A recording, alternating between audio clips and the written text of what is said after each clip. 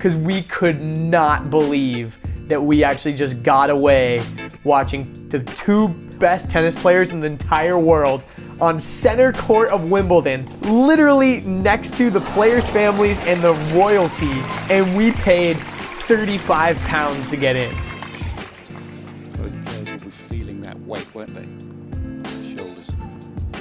And loving it. This is a crazy ass story. Yeah, Wimbledon is sweet. Okay, so explain for everybody like how you get tickets and what our plan was. So this was like a week before we left, and my dad's watching Wimbledon. I'm like, wait, we'll be in London the same time as Wimbledon. Think we'll be able to go? And we were thinking like, it's a long shot. Maybe we'll get to go. Probably won't happen. So basically the only way you can get tickets is it's kind of like the Masters, if anybody's familiar with that, where it's just a lottery system. Especially if you're a foreigner and you don't even live in the UK, it's super hard to get tickets through that system. But it's the only major sporting event that you can actually wake up morning of, get in a line, and if you're there early enough, you can actually get tickets for that event. Unless it's the last 3 days and when it's the championships, other than there's no tickets available for that, but you can still get a general admission. And general admission basically gives you admission to the whole grounds of the place, but it doesn't give you like tickets for Centre Court or Court 1 or Court 2. Yeah, but you can go to all the other ones because they're just general admission tickets. Yeah, and if you find a and seat, they're cheap you can just too. sit anywhere. The general admission tickets were £14. Yeah, so that's like 17 US. And normally you have to show up pretty early. Yeah, but I think it actually worked to our favor that you weren't able to get Centre Court or the good tickets on the day we were there. Because we were there on the day of the It was the finals, women's finals. the women's so final. Saturday, yeah. And then Sunday is the last day. So Serena was playing that day. The day before, Djokovic and Nadal, they weren't able to finish their match because the sun went down. So they were going to continue it today. The day that we were trying to go. Mm-hmm. So it was dope because basically like we were thinking, okay, cool, we'll get in. And the Centre Court, there's this giant hill where they have a giant TV and you can sit and watch the game on this giant TV. And we were thinking like, okay, cool, that's probably what we'll end up doing. If we get in. We were not thinking we would get in. Honestly, we woke up kind of like not early. We woke up at like 8 a.m. and typically people say you got to get there at like 5 or 6 a.m. Literally people will camp overnight to get these tickets. And if you camp, you're like one of the first people in line. There's potential that if there's any like Centre Court tickets or any of the really good tickets left over, you might be able to get one, but it's really slim chances. Yeah. So I think we were number like 400 in line, which the people in front of us were saying they had been doing it a bunch of the days, and this was the smallest crowd they had seen, so that was pretty lucky for us. Because we were lined up in this giant field, and the field was marked, and there was, I mean, maybe an eighth of the field was filled up with people. Not even an eighth. Maybe 1/10 of the field was filled up, and the rest of the field, I think, on like really busy days when there's tons of matches going on, the whole field is full of people. Yeah, so we finally get in, and we're pretty stoked. We're like, oh, this is sick. We're in here, and like it's pretty surreal because me and Andrew used to play tennis a lot. My dad's always watched Wimbledon, so it's just crazy that we're actually in this place that we've just seen our whole lives and never thought we'd ever be here.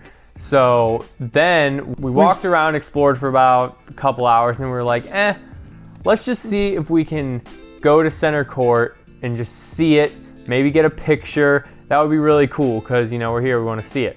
So we went into where you're supposed to go in, and we see that every single spot to get in has a guard watching to make sure you have a ticket. And if you've ever been to like a sporting event that's like in a circle, like a football game or a baseball game or anything like that, typically you walk up to the like little gate and it's like section 305 or whatever, and there's a guy like checking your ticket, right? And if you don't have a ticket, he's gonna be like, go away. Like he's gonna turn you away. And originally we were saying, Matthew was saying like, dude, do you think we could just go in and like ask one of the guards if we can just go in and look? And I'm like, no, dude, they're not gonna let us. Yeah. And I was doubting. You were shooting it down. I was shooting it down 100%. I will admit that. I was like, nah, dude, there's no way. And by the way, these tickets were being sold on StubHub for like £2,000 or something, right? Oh no, it was more than that, like 7,000 for the nosebleed seats. Wow. They were all the way up at the top. So these tickets are stupid hard to acquire. Yeah, so we walk in, and I didn't know this at the time,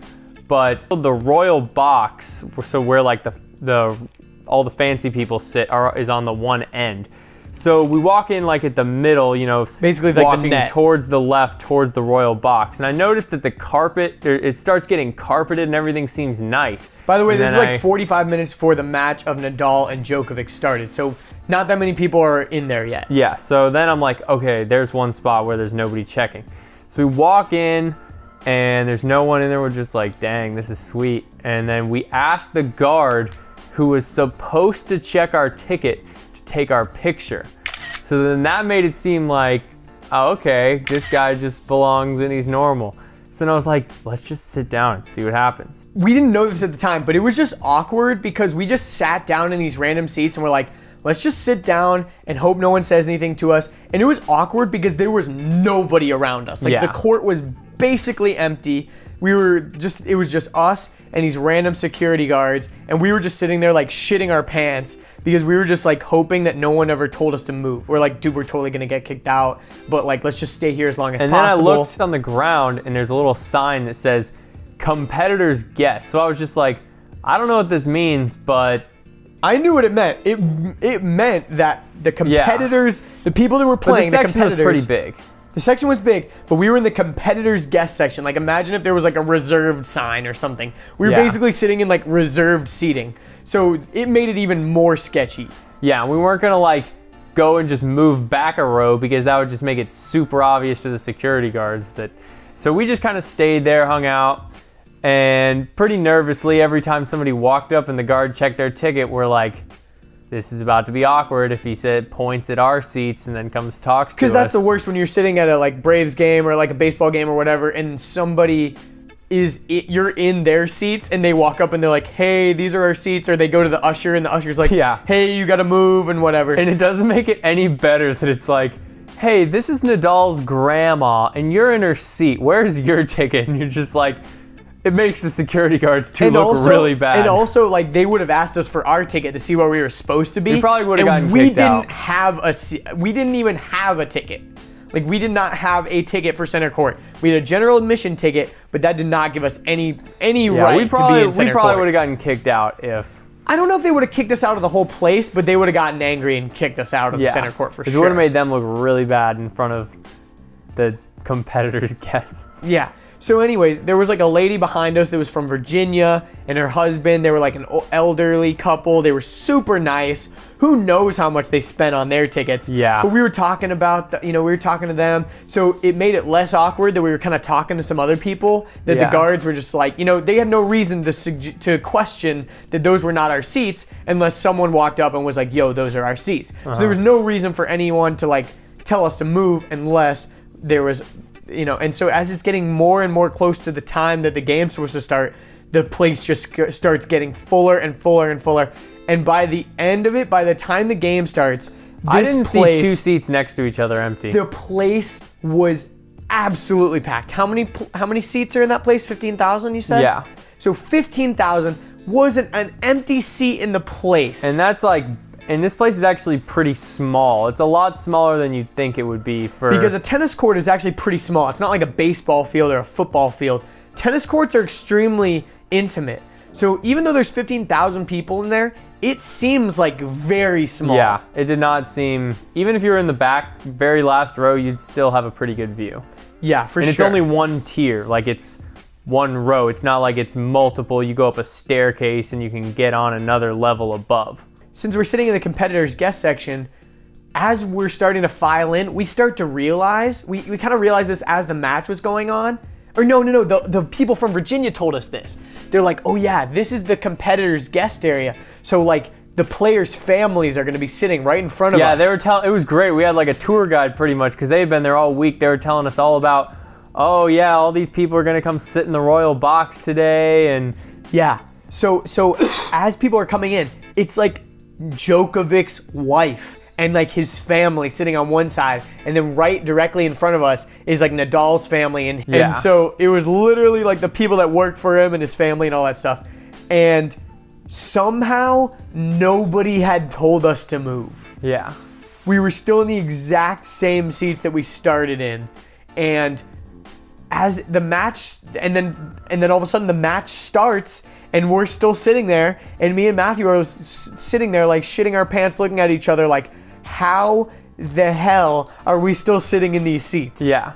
And then so the match starts, and then after every 2 points, they let everybody get up, and then of course that was like, oh my gosh, we're about to get kicked out. So on every changeover, that's the only time they let people actually go and and move around and like go to the bathroom or whatever. So during the match, we weren't worried. So we could focus on the players and everything, and we weren't worried. But every time there was a changeover and people were shuffling around, moving around, we were freaking out. Yeah. And then basically it just kept going and going and going and going and We were going. there for what, like 3.5 hours at least? It was a long time. It felt like a long time. It was a good match too. And it was a good match. It was only the second half because they started the match the day before, but it got dark too early, so they had to finish it the next day.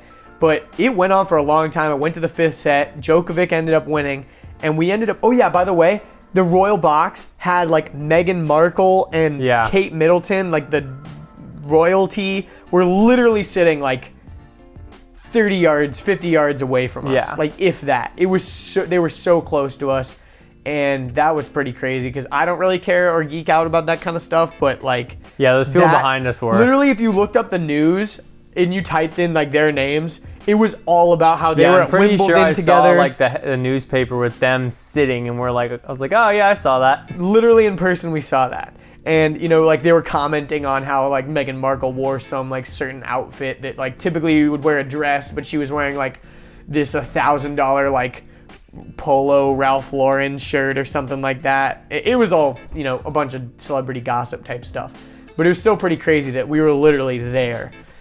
So anyways, we never got told one single time to move. No one questioned us the whole time. And I think it was because we were in the competitors' guest area. I bet that it wasn't really assigned seats per se. It was probably just like you had a competitor's guest ticket, and then the ushers point you to where they want you to sit in that area.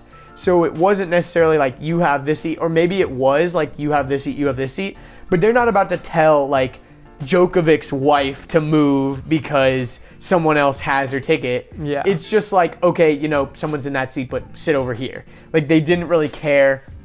It didn't seem like there was much of a dispute of where people were actually sitting. If they wanted to sit somewhere else, maybe they would let them sit there. Yeah. But the thing that ended up happening was at the end of the match, everyone leaves to go to the bathroom because the next match was going to start. Serena and the other lady, I can't remember. Yeah.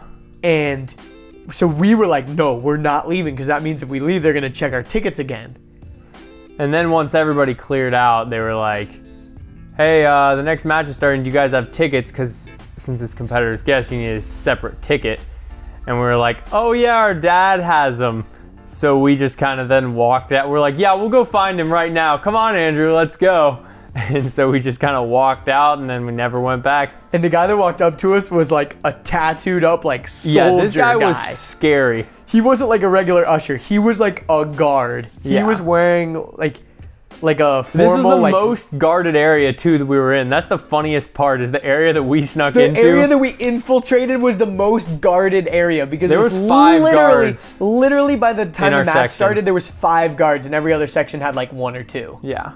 And it was because it was right near the Royal Box, and it was right next to literally the players' families. Yeah. It was pretty insane. cool. Absolutely insane.